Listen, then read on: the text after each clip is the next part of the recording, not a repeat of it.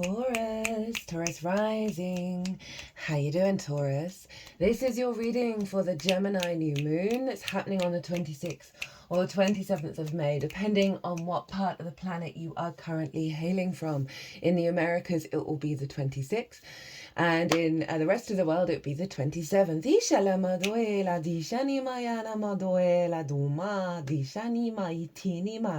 My name's Chloe. I work with card divination, astrology, and as you just heard, and as you can see, I channel multi-dimensional energies through my body, both in the form of physical and vocal light language. All of this brings in healing, attunement, and activation codes to the messages that want to come through for you today. For those of you listening with headphones, just a little warning, sometimes the energies can get quite loud.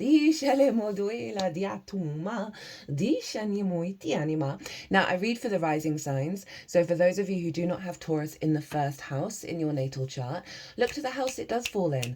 Look to the themes of that house, and you want to apply those themes, along with all the other meaning you've got going on in the sign of Taurus, to the messages that come through here today. It'll be as if that Taurus energy, wherever it falls in your natal chart, has now energetically moved to the first house.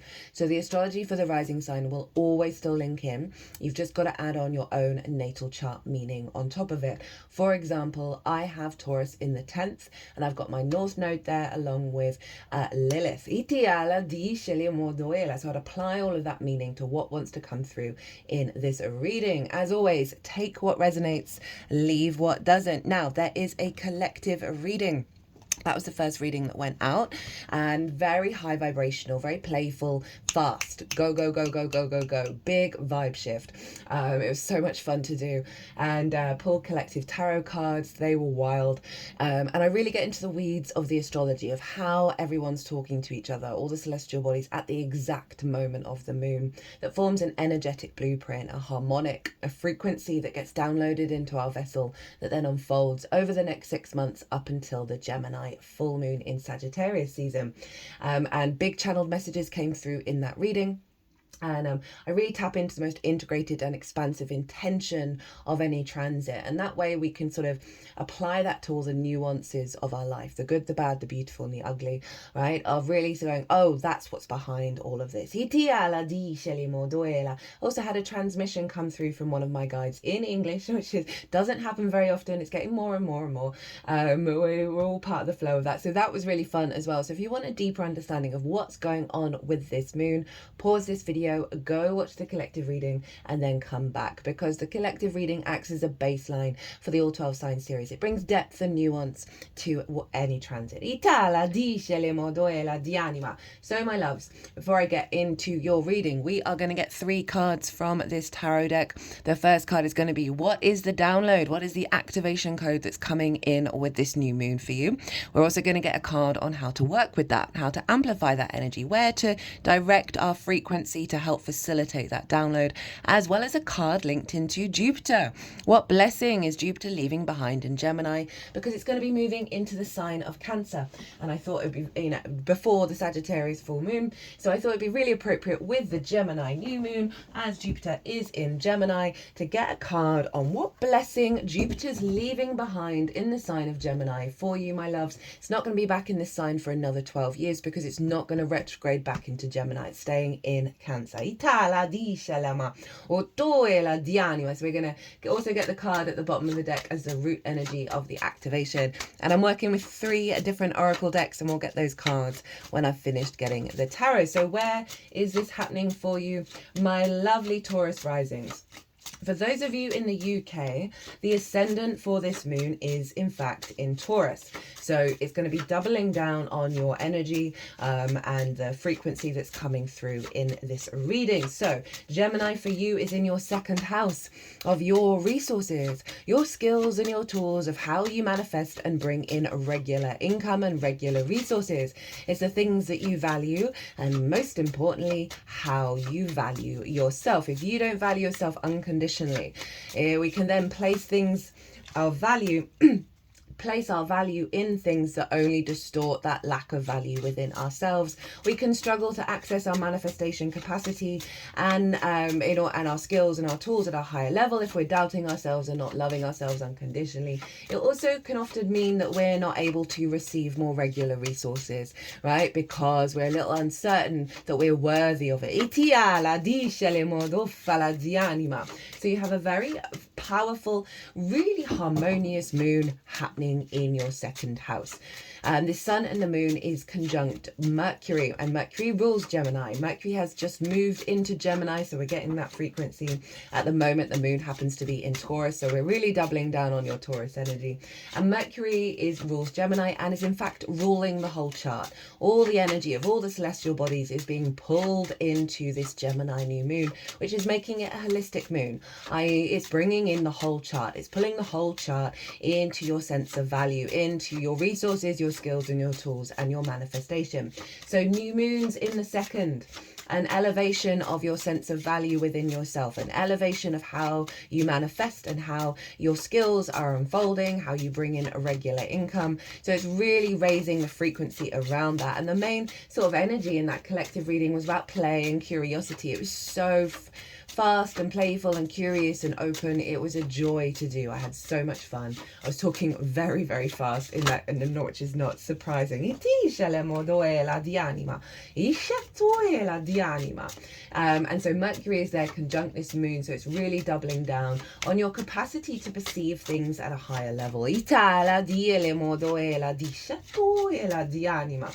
can also set intentions, say you're sort of like, oh yeah, no, you're right.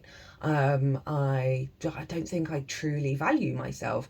You can then set an intention of asking the sun and the moon to help you work with that over the next 6 months, help you really do some sort of shadow work. If you're looking for that pay rise, this is a great new moon to set that intention around that.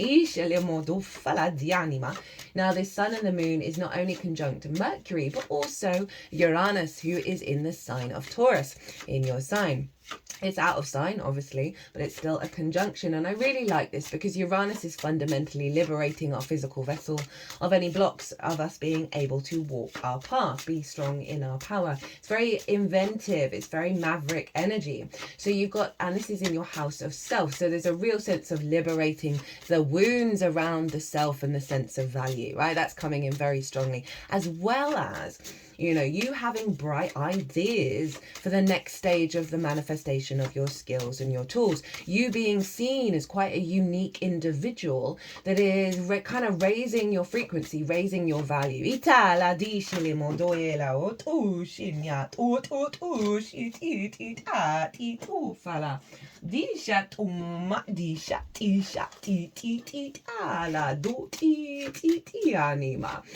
So that's really cool. I'm really enjoying the Uranus conjunction with this moon. The sun and the moon and Mercury are also trine Pluto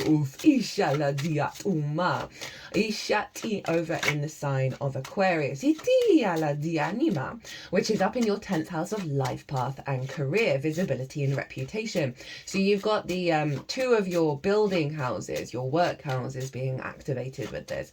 And so I really go into the weeds of a lot of the astrology I'm talking about in the collective reading, but I'll just touch a little bit on like a deep transformation around your rooted power of not knowing your own value, coming into your power that's in alignment with the path. And the unfolding over the next 6 months is going to be about a deep transformation of that path and allowing a sense of freedom, Itia with the Uranian energy, to go your own way and be really confident in that. What else is going on? Well, there's a lot going on in the sign of Aries. So Saturn has now moved into Aries. It did it yesterday here in the UK on the Sunday. And it's now there with Neptune and Ceres. I've done a Neptune in Aries transit that was so profound and very in alignment with the Neptunian energy. And that transit's in its own playlist. Neptune's got its own playlist. Just not feeling like these are your cards. And that's taking us up to the 14th of July when Neptune will retrograde. I'm going to be doing the Saturn in Aries transit next this week. Ceres represents the natural inclination for things to grow, produce fruit, and therefore have a harvest. She is very nurturing and very loving. Lots of caretaking and the sense of harvest and abundance coming in. I should probably say where this is happening. This is in your 12th house, your hidden house, your house of mysteries. Dice le modoela di anima, dice tuela diatum matitinima itina madoela. And that is the unconscious realms, right? And in those unconscious realms can be trauma responses, limiting beliefs, and distorted love languages. This is why this house is often associated with depression, loss, grief, anxiety, isolation. And underneath all of that good stuff happens to be the magic of your soul. It's a very psychic house. It's a very magic house. It's your higher self magic. It's your power up, is Aries energy. Saturn loves being in the 12th house.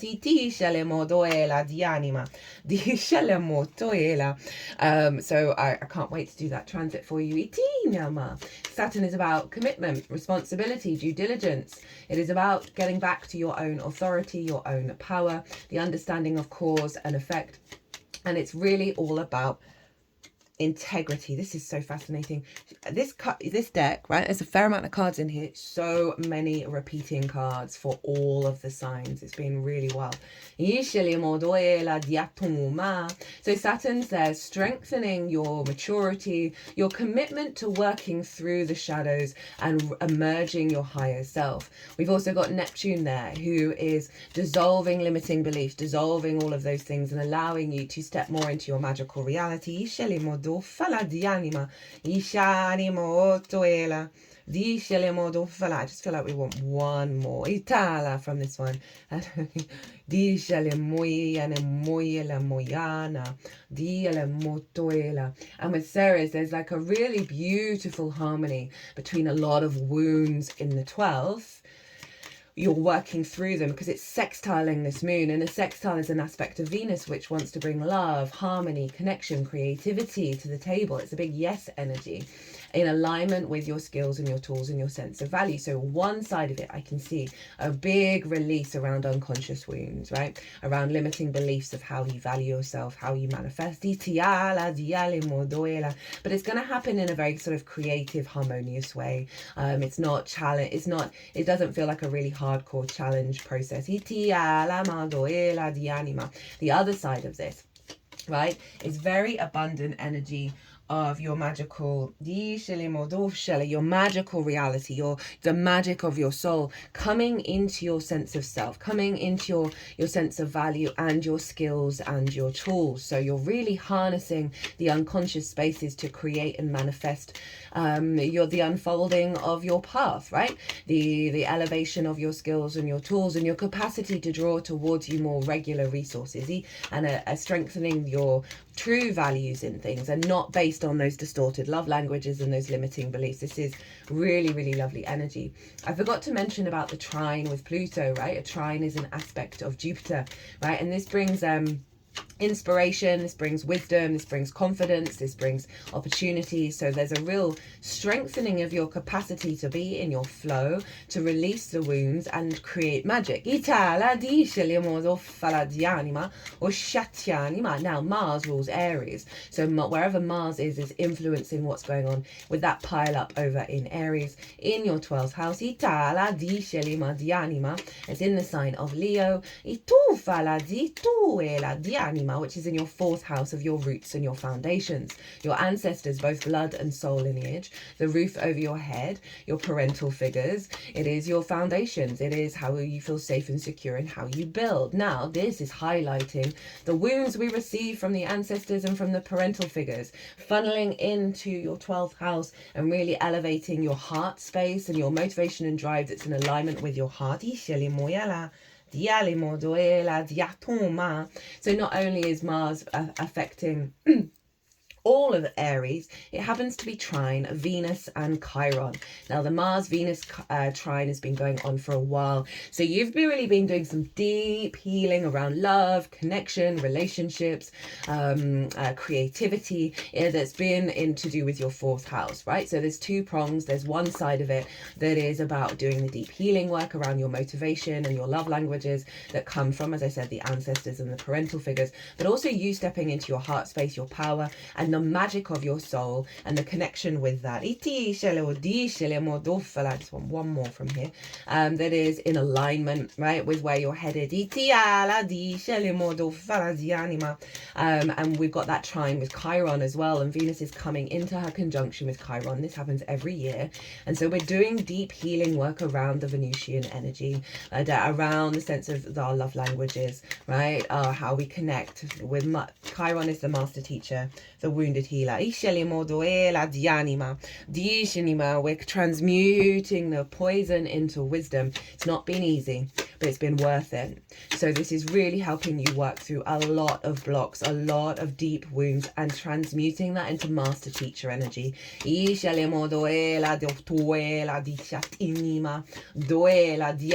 this is aligning your instincts into what truly motivates your heart, right, from a place of passion rather than the distortions. Which I can see so many relationships in our lives can distort our sense of value, right? And so this feels like a big clear out of that that stops you from truly embodying your sense of value. Now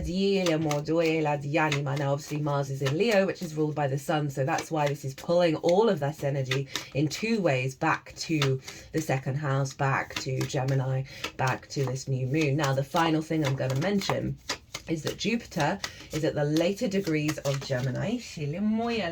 I still feel like one more card. It wants to come out. You're getting a lot of cards. So it's still influencing this moon. It's in the same sign, and it is trine Pallas Athena over in the sign of Aquarius. So we're doubling down on that Aquarius energy. Pallas Athena is an asteroid. She represents wisdom, maturity, long-term thinking, and I really like this in the combination with the very playful energy that came out in the new moon and collective reading, that this is being grounded by Saturn and Pallas Athena, this level of maturity, of long-term understandings in alignment with your path, right? Jupiter is providing a sense of expansion and confidence within yourself, a sense of elevation of perspective around your manifestation and your skills and your tools and your sense of value. It's been really serving you in this regard. We often don't get the full weight of Jupiter until it leaves the sign of like what it's been up to, but we've got this locked in terms of your path, right, your career, how you're seen, how you're visible,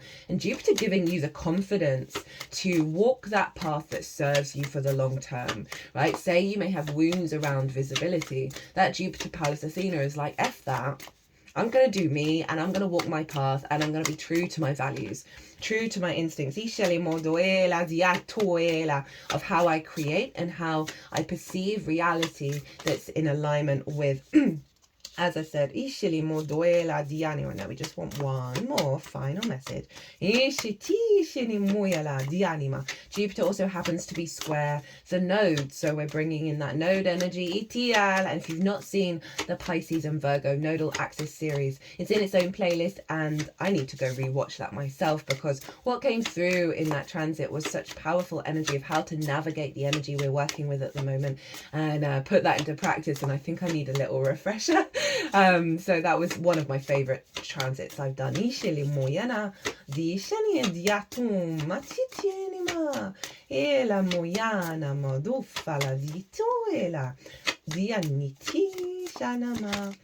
we go. Yeah, I knew there was something more that wanted to come out. Right, let's get into your stuff. So, what is the activation?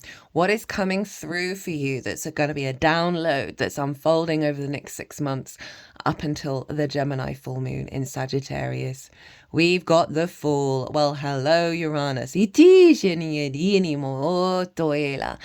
I love this. This is really tied in very big with all this energy of the Fool has left the village. It's left the family. It's left the ancestors. So this is very tying into Mars as well over in your 4th house.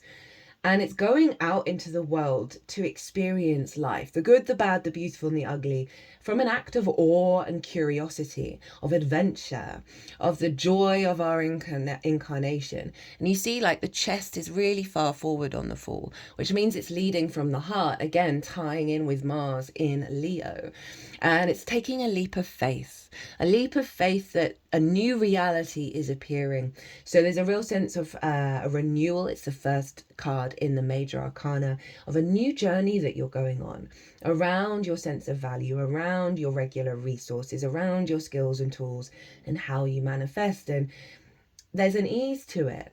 There's a lightness of being to it. There's a play to it. There's a curiosity to it that's opening up a lot of pathways for you. That's in alignment with your soul's frequency and the path that you're walking. And that's also feels very connected to what's going on in your 12th house of the liberating of the unconscious spaces that's allowing you to not be jaded, allowing you not to fall into old cycles, because we've got this fresh new beginning happening. Love it. Okay. How to amplify this energy, what to focus on to help facilitate the Fool, how to direct your energy in this area of your chart. We've got the Jupiter card. We've got the Wheel of Fortune. Focus on the fact that fate is changing, that there are big things going on outside of you that are part of the path, and you don't need to try and control it. The Fool is kind of naive. It's not got a plan. It's not trying to control anything. It's going out and experiencing life, right? It's going its own way and seeing what comes its way. So it's really doubling down on the message with this Wheel of Fortune, right? Of fate is changing in your favor. There are bigger things going on that are outside of your control, that are in alignment, and all you've got to do is show up with a positive mindset, with a mindset of Jupiter, right? This higher perspective, the sense of wisdom that leads to ease of spirit, leads to confidence, leads to flow, of seeing the opportunity, and that was one of the core messages in the collective reading, of see the opportunity and the luck in every experience. And so very not surprising that this energy is bringing in quite key themes from the collective, as here in the UK, which is where I'm at, the ascendant is in Taurus. Oof, 2 major arcana. Here for it, Taurus. Okay, so what is Jupiter's blessing that it's leaving behind for you in the sign of Gemini? And I am going to do that transit when it turns up. 9 of Pentacles. Oh, boss energy. Can't wish for a better card, really, in the 2nd house, because this figure knows what they need to do in order to create a happy life. Right? Not just focused on work, but knowing the work that they need to do, the decisions that they need to make. Very confident, very independent. You see, this is one of the most opulent cards. See all those grapes? I know it's quite hard on this deck. Right? This figure is hanging out in their home. They've created enough stability and fertility and confidence in their work and reciprocity that they can be at home. They can enjoy their life. They can have happy relationships. Right? You know, she's in union with this falcon. This happens to be Venus in Virgo, which for you is in your 5th house of your creation energy. So giving you more joy, more pleasure, also bringing that creative energy into your skills and tools of finding the fun, finding the joy in it, right? Having a good time, but also, you know, having that energy to do the things that you need to do that serve your whole incarnation, that serve the path. Couldn't get a clearer message in the tarot.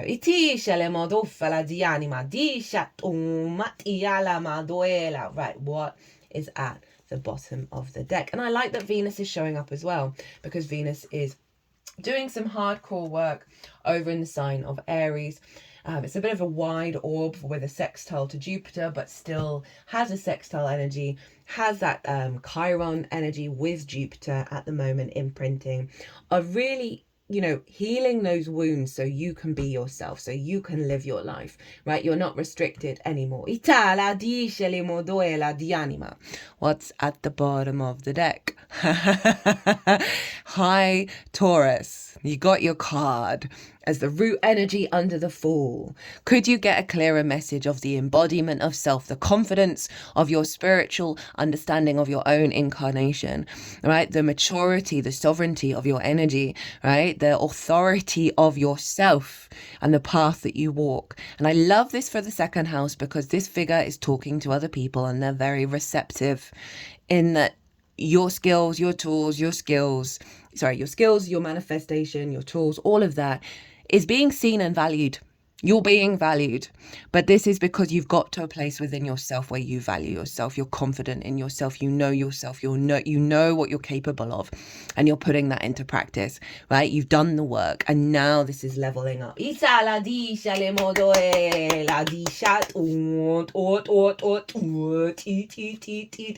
Di shat it it at ot I shat I ma ot I ala di alimo doela di shat yanimo dofala di shanima. Now, first card up feels like what you've been going through, right? There may be an element that's still gonna unfold over the next 6 months, but it wanted to sort of go here. Relax. It's still just the loading screen. Sometimes we forget everything that comes before you press play. Trust the process and take the time to warm up because the game is about to begin. We always wish that we had more time to prepare. Right now, you actually do. Now, I feel predominantly this is the energy that's got you to the Fool.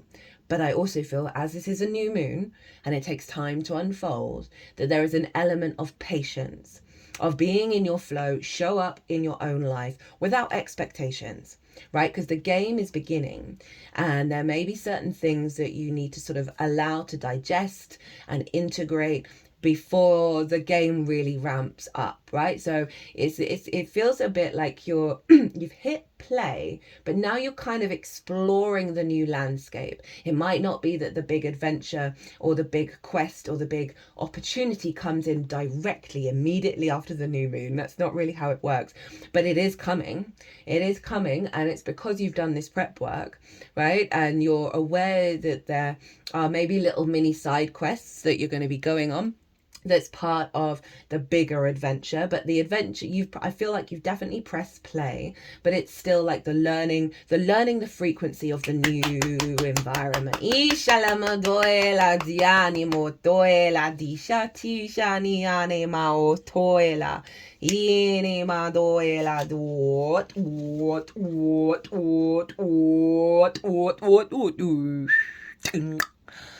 Eleven, the call, alignment, new gateway, activation, epiphany, divine timing, rapid manifestation, spiritual awakening, union, brackets, twin flame. You're following your higher calling and you're in the divine alignment with what's meant to be. Exciting times are coming ahead. In the shadow side, you're not following your higher calling, even though you might know what you should be doing. The universe will force you to heal and surrender by bringing you the necessary challenges. I love this deck with the shadow side because the energy of it always feels like, one, this is part of the old pattern, but also two, sometimes we can fall back into that old pattern and there may be little steps, as I said, that you need to go through in order to fully assimilate the calling, the path, the alignment. So it's not to be in fear of it. Be mindful of when you're falling into that space, that the universe will provide something along the lines for you to help really integrate that at a higher level. But overall, it's the alignment, right? It's really doubling down on this message. Of the Fool.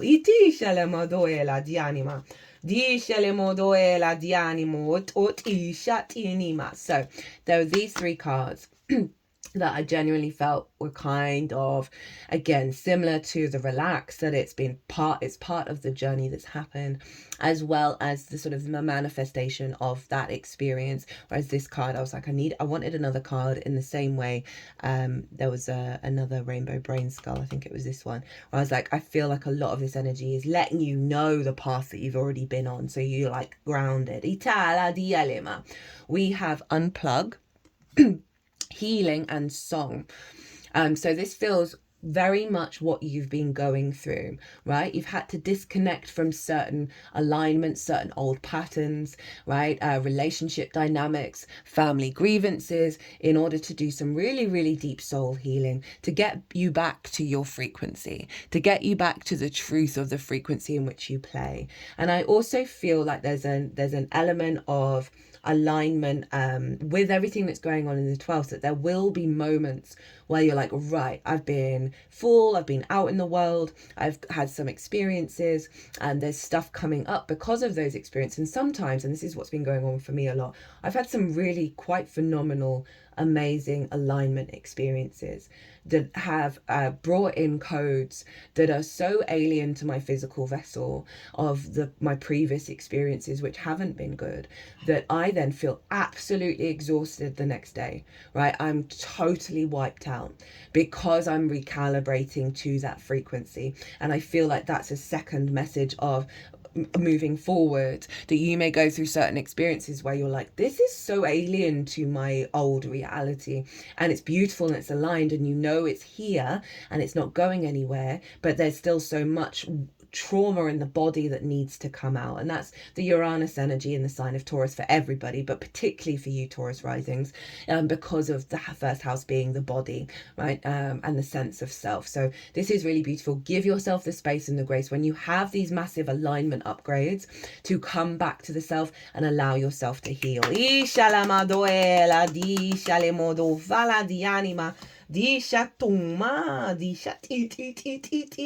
Now this card showed up for Scorpio, so you might want to check that one out.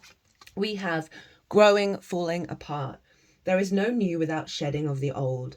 What can you weed from your garden to allow something new to grow? And again, I'm still getting half already happened, half helpful understanding of there may be certain, I mean, most weeds are medicinal. Yeah. So there are things that you're like, oh, no, that's not serving the path. Remember Saturn and Pallas Athena, mature, long-term thinking. So there may be, and this has happened to me, I had a huge vibrational shift and a relationship in my life. I noticed it immediately. The energy shifted.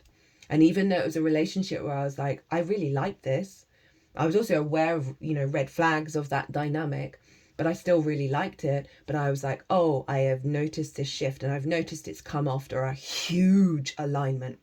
And you got to listen to that. You got to listen to that. That there are certain things in your life that are going to fall away because of this alignment, and it's in alignment with them as well, or a situation or a job opportunity, whatever it is, where it's just the energy is dead, right? There is no connection anymore in the way that there was before. And there's that sense of clearing the ground in order for the new life to come out. So that ties in also with this process of allow yourself to process it. Allow yourself, if you are similar to me, of like, oh, but actually I like that, but also aware of, that probably wouldn't have served me for the long term, of doing that healing work and trusting the shedding of your skin. Regulus, I'm sorry, I know I say it every time. I'm going to say it every time, every year for this year. We're in a year 9, so completion year. Huge karmic cycles from Pisces to Aries closing out.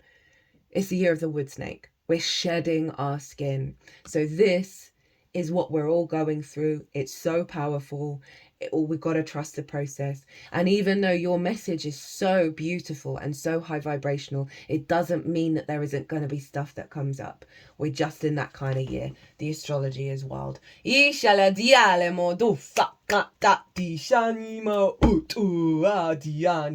So let's do this one next. I'm feeling really clear and certain. In the Scorpio one, I was very soft. It was a different frequency. It's always lovely to clock when that happens. I'm feeling really solid in myself, and there's almost like a certainty underneath or underneath this energy of I'm not in a worry state, right? I'm feeling very calm. I'm feeling very in my power, and that is cool as F. So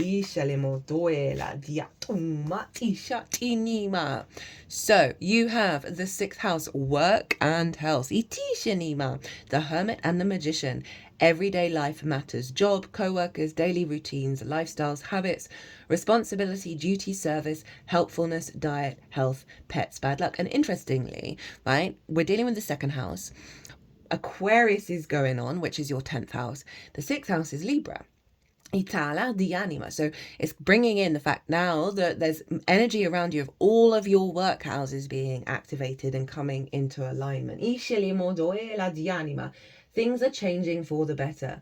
You could get a new job, promotion, or a health improvement. Maybe even a new pet. Either way, you should be feeling good now. And in the shadow side, are you neglecting an important area of your life? Or are you getting your priorities wrong? There could be bad luck or bad health if not balanced. What needs to change in your life? And I feel that's a little nod to what's already come through of in those moments when you're feeling in your flow and then all of a sudden something dysregulates you, give yourself the space to heal, tend to your physical vessel, be the adult in the room for yourself and be very sort of higher mind of not falling into the pit and realizing, okay, this is a process. I have the capacity to do the work, to work through this. For the 6th house for me is the adult in the room, right? And so this is a real adding a level of maturity. This going with this freedom and this play. And I'm so here for it. Oh, opened at the right page. That's always a great sign.